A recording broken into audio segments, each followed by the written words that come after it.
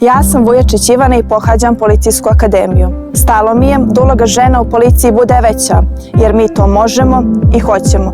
Da štitim, pomažem, spriječavam i rješavam.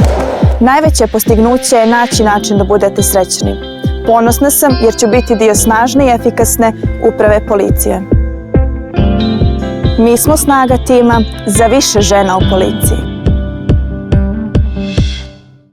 Moje ime je Dijana i radim kao inspektorka kriminalističke policije. Problemima često pristupam i rješavam ih iz drugog ugla u odnosu na moje kolege. Oni to prepoznaju i poštuju me, jer zajedno smo odličan tim. I samo takav tim dobija teške utakmice koje svakodnevno igramo. Žene su snaga policije na koju treba računati. Mi smo snaga tima za više žena u policiji. Moje ime je Danka Medojević i radim u sektoru granične policije. I ja i moje kolege čuvamo svoj dom, a naš dom je Crna Gora. Velika li je privilegija kada se odlučite služiti svom narodu i to se pokaže kao dobar potez. Ponosna sam na posao koji obavljam najbolje što mogu. U početku sam bila jedina žena u timu, sad nas je više i tako treba da bude. Mi smo snaga tima za više žena u policiji. Moje ime je Nikolina i radim u posebnoj jedinici uprave policije. Posao koji obavljam zahtijeva visok nivo fizičke spremnosti.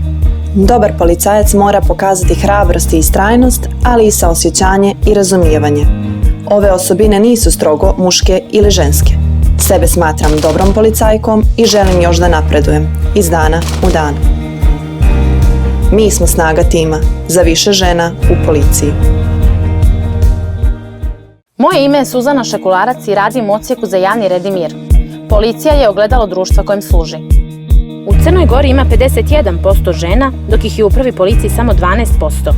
I zato smo tu, da se borimo protiv predrasuda.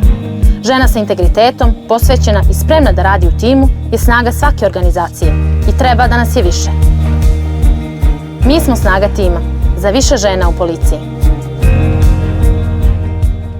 Moje ime je Danijela Roganović i radim u odsjeku za bezbjednost drumskog saobraćaja. Porodica nije bila oduševljena mojim izborom profesije, ali moja ljubav prema radu policije je pobijedila. Danas su oni ponosni na mene.